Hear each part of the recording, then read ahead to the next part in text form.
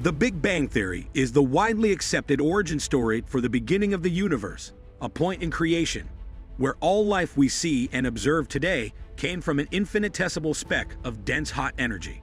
But before the Big Bang, most scientists say there was nothing, no space, no time, no universe, just nothing. But the thing is, something had to be responsible for creating the Big Bang, as nothing can produce something. So in today's video, we're going to answer that question. Before we begin, don't forget to like and subscribe to this channel for more intriguing videos like this, and be sure to watch this video to the end. Therefore, anytime we upload a new video, you will be notified so that you won't miss out on interesting videos from us. Without further ado, let's get started. Scientists have been able to explain that the universe began with a singularity, which is a single unimaginably dense and hot point that occupied a space much smaller than an atom. This singularity did not already exist in space, but rather it initiated the explosion expansion and subsequent cooling of space-time itself. The Big Bang singularity existed in nothing, but contained everything. The singularity is thought to have had the precise amount of energy and heat required to balance the creation of everything we see and observe in the universe today. In other words, if this singularity was a few degrees hotter or colder at any point during this expansion, none of what we see today, including our very own existence, would have been possible. The singularity appeared and expanded into the Big Bang, which has been widely regarded as the theory of nothing. However, the theory of nothing violates every law of physics and quantum mechanics that govern the observable universe today. The most basic law of physics states that nothing can be created from nothing. And for something to exist, there must have been something, or a combination of pre-existing components. Scientists have struggled for decades to explain this state of nothingness. Your model isn't, is it a Big Bang model with an initial emergence out of nothing and then eventually a collapse back to that? No. No. So, okay, so how do you conceptualize that? Well, first of all, it is a Big Bang model. In other words, there is a Big Bang, but the Big Bang was not the beginning. To see if there are observable theories that could explain how nothingness could result in the perfect circumstance to create something as magnificent as the universe, scientists looked further into the future, to the very end of all existence, to what has been termed the Big Freeze. According to theory, as the universe continues to expand beyond the point where stars can no longer generate enough heat and energy to warm the universe, they will gradually cool and fade away. The fading of the universe's last stars will plunge the entire cosmos into an infinitely long and dark era, in which the only active cosmic beings will be black holes as the universe continues to expand and freeze.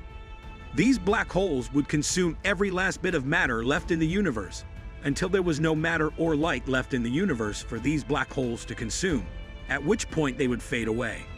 This future prediction of our universe's end, in which the entire cosmos essentially fades away into nothing, has been compared to the point of nothing that preceded the Big Bang. Some scientists believe that the desolate future end of our universe may have been the ideal situation that resulted in the singularity and the Big Bang. In the Big Bang creation theory, both space and time were subject to powerful but extremely dense quantum fluctuations. According to physicists, quantum mechanics significantly differs from the rules of normal physics, which are governed by Einstein's theory of general relativity. In essence, quantum mechanics explains the rules of microworld particles, where processes occur at trillions of times the size of a proton, whereas general relativity applies to the larger cosmic scale processes of the universe.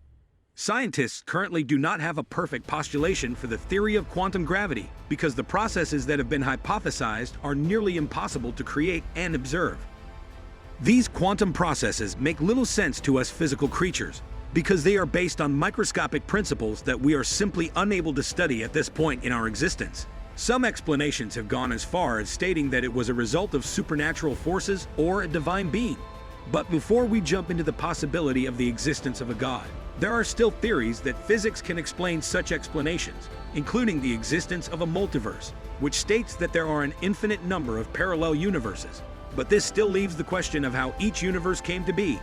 This brings us back to the theory of the Big Freeze and the nothingness at the end of our universe's existence being quite similar to the nothingness that precedes the Big Bang, as stated by scientist and Nobel Prize-winning physicist Roger Penrose. who proposed this plausible but highly controversial model for a cyclic universe, which he termed conformal cyclic cosmology. This highly radical theory aims to explain the correspondence and similarities between those two states, as they are nearly mathematically identical when taken to their limits. Penrose's idea is highly debated in the scientific community, but given that science has been unable to explain the processes that led up to the Planck epoch and cannot go back any further, Penrose's idea begins to look more plausible. According to Penrose's theory, our current universe did not emerge from anything, but rather was the result of a dead past universe. Roger Penrose is a well-known physicist and mathematician who is well respected in the scientific community for his contributions to a general theory of relativity and cosmology. Penrose received the Wolf Prize in Physics in 1988, which he shared with the late Stephen Hawking. His most notable award is receiving half of the Nobel Prize in Physics in 2020 for discovering black hole formation, which is a robust prediction of the general theory of relativity. Penrose is currently regarded as one of the world's greatest minds in both theoretical and quantum physics. The most famous one is these angels and devils. And you see Right. there's a circular boundary. And they look as though they get smaller and smaller and smaller as they get to the edge. Yes. Now, as far as those angels and devils are concerned, the little ones are just the same as the big ones. Right. They don't know that they're smaller towards the edge. And that, to them, is an infinite universe.